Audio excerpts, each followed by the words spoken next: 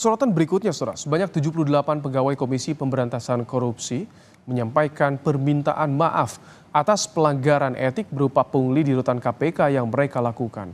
Permintaan maaf ini merupakan pelaksanaan putusan Dewas KPK.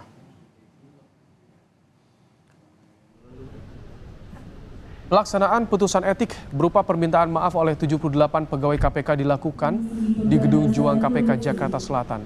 Sekjen KPK Cahaya Reva memimpin pelaksanaan putusan etik dengan disaksikan Wakil Ketua KPK Alexander Marwata, anggota Dewas KPK, dan jajaran struktural KPK. Permintaan maaf dibacakan langsung para pegawai yang telah disangsi Dewas. Dalam pernyataannya, mereka mengaku telah melanggar etik dan berjanji tidak akan mengulanginya lagi. NIP 1985 0809 2001 dengan anak besar sebagai berikut. 1. Kasus pungli di rumah tahanan KPK sudah terjadi sejak tahun 2018 hingga 2023. Dari hasil pengusutan, pelaku pungli dilakukan oleh 90 pegawai KPK dengan total besaran pungli sebanyak 6,1 miliar rupiah. Adapun besaran uang yang diterima dari jutaan hingga yang tertinggi sebanyak 425 juta rupiah. Sementara biaya yang diterapkan untuk memasukkan HP pertama kali ke dalam rutan, sang tahanan wajib menyetor 20 juta rupiah. Sedangkan untuk biaya per bulan penggunaan telepon genggam, para tahanan harus membayar 5 juta rupiah setiap bulannya. 78 pegawai KPK yang terbukti melanggar etik berupa pungli di rutan KPK sudah menjalani sanksi etik berupa permintaan maaf secara terbuka. Apakah sanksi maaf ini bisa membuat jera dan telah memenuhi rasa keadilan? Untuk membahasnya sudah ada peneliti ICW, ada Kurnia Ramadana. Selamat petang, Mas Kurnia. Selamat petang, Mas Baim. Assalamualaikum. Waalaikumsalam warahmatullahi wabarakatuh. Mas Kurnia, apakah cukup dengan permintaan maaf ini bisa membuat jera dan jadi presiden bagi penegakan hukum selanjutnya? Mas Baim, kalau kita bicara soal penanganan dugaan pelanggaran kode etik di Dewan Pengawas itu melibatkan 78 pegawai Komisi Pemberantasan Korupsi. Pegawai di lembaga yang menjadi garda utama pemberantasan korupsi. Tentu hukuman permintaan maaf itu tidak sebanding dengan praktik korupsi yang mereka lakukan. Namun Mas Baim, semua ini tidak bisa kita salahkan pada pihak Dewan Pengawas. Mengapa?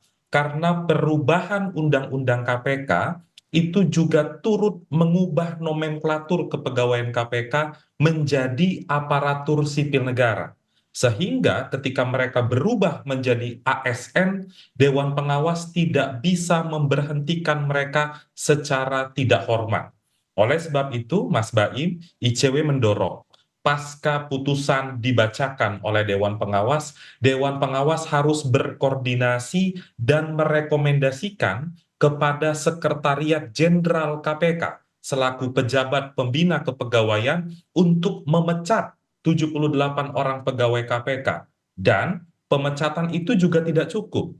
Harus diikuti dengan proses hukum pidana karena pungutan liar itu tergolong sebagai tindak pidana korupsi. Oleh sebab itu, kami juga mendesak agar KPK segera mengumumkan siapa-siapa saja berdasarkan pengusutan mereka yang diduga menjadi tersangka atas praktik pungutan liar. Sekaligus Mas Baim, ini menjadi alarm bagi KPK. Semua orang tahu rumah tahanan itu menjadi salah satu sektor yang paling rawan terjadi praktik korupsi. Kali ini KPK kecolongan atas praktik korupsi tersebut. Itu harus diakui secara terbuka oleh KPK, diikuti dengan perbaikan evaluasi yang struktural dari internal KPK. Kalau Demikian. tadi rekomendasi dari Dewas kepada Sekjen KPK ini bisa ada kekuatan seperti apa untuk bisa dilaksanakannya menurut Anda di kasus ini, Mas Kurnia?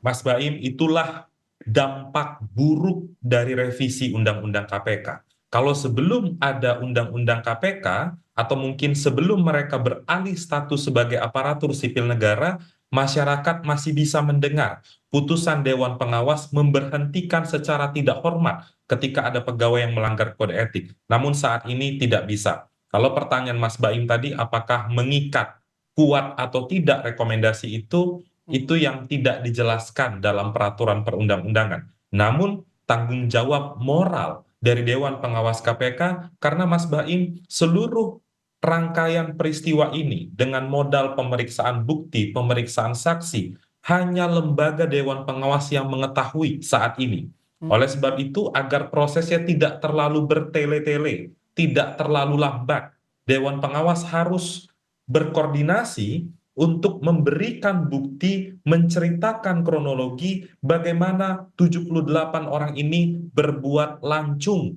di KPK dengan melanggengkan praktik korupsi, yaitu pungutan liar. Demikian, Mas Bayu. Ini yang bisa ditangkap, yang bisa dibaca oleh publik bagaimana di KPK proses pungli di rutannya sendiri berakhir dengan minta maaf.